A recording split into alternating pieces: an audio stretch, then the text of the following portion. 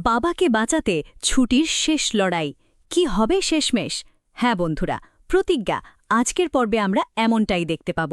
কোর্টরুমটা সেদিন অস্বাভাবিক নীরব। সবাই অপেক্ষা করছিল রায়ের দিনের মতো গুরুত্বপূর্ণ সেই শুনানির জন্য। হঠাৎ রুমা কাঞ্জিলালের উকিল দাঁড়িয়ে উচ্চস্বরে বলল, দেব দত্ত একজন খুনি, প্রমাণ স্পষ্ট। কথাটা শেষ হতেই যেন বজ্রপাত হল। পিছনের সারি থেকে ছুটি উঠে দাঁড়িয়ে চিৎকার করে বলল, না, আমার বাবা খুনি নয়, আমার বাবা কাউকে মারতে পারে না। তার কণ্ঠে ছিল কান্না, প্রতিবাদ আর অদম্য বিশ্বাস। কোর্টরুমে ফিসফাস শুরু হয়ে গেল। বিচারক গম্ভীর মুখে হাতুড়ি ঠুকে সবাইকে চুপ করালেন। কিন্তু পরিস্থিতি আরও জটিল হয়ে উঠল যখন জানা গেল প্রধান সাক্ষী ঝুমকি আজও কোর্টে হাজির হয়নি। বিচারক কিছুক্ষণ ভেবে বললেন, প্রধান সাক্ষী অনুপস্থিত, তাই এই মামলার শুনানির তারিখ পরিবর্তন করা হল। এই সিদ্ধান্তে যেন ছুটির বুকটা ভেঙে গেল।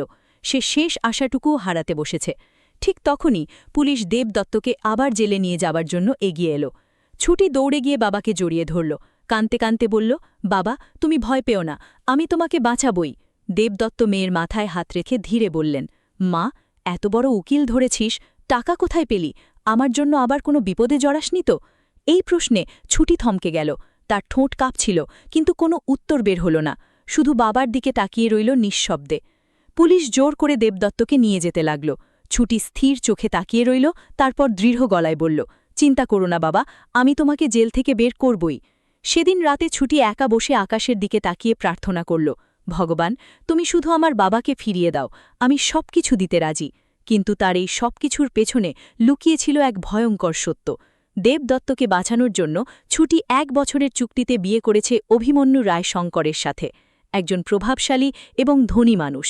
এই বিয়ে ভালোবাসার নয়, বরং একটি চুক্তি, বাবাকে বাঁচানোর বিনিময়ে নিজের জীবন বন্ধক রাখা। অন্যদিকে জেলে বসে দেবদত্তের মনে একটাই প্রশ্ন ঘুরপাক খাচ্ছে, আমার মেয়ে কি করছে আমাকে বাঁচাতে? সে কি নিজের জীবনটাই নষ্ট করে দিচ্ছে? ছুটি আয়নার সামনে দাঁড়িয়ে নিজেকে দেখে ফিসফিস করে বলল, যাই হোক, আমার বাবাকে আমি ফিরিয়ে আনবই, যে কোনো মূল্যে। তার চোখে জল, কিন্তু সেই জলের মধ্যেই জ্বলছিল এক অদম্য প্রতিজ্ঞা। ভিডিওটি ভালো লাগলে অবশ্যই চ্যানেলটি সাবস্ক্রাইব করে পাশে থাকবেন।